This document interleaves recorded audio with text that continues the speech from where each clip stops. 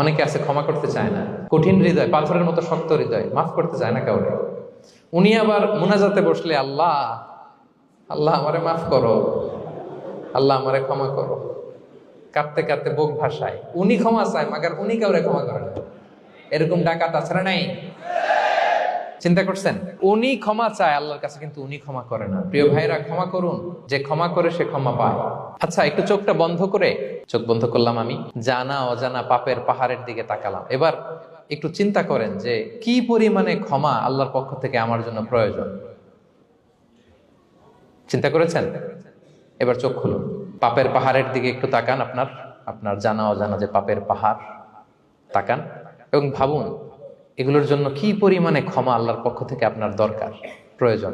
সেই প্রয়োজনের তাগিদে হলেও ক্ষমা করুন। খেয়াল রাখবেন, যে ক্ষমা করে সে ক্ষমা পায়, যে অন্যকে ক্ষমা করে না সে ক্ষমা পায় না। তাহলে আল্লাহর কাছে ক্ষমা চাওয়ার আগে আপনি আপনার পাশের লোকদেরকে ক্ষমা করবেন। পারা যাবে তো ইনশাআল্লাহ? ক্ষমা এটা সবাই করতে পারে না, এটা অনেক বড় মহৎ গুণ। যার হৃদয় বড় সে ক্ষমা করতে পারে।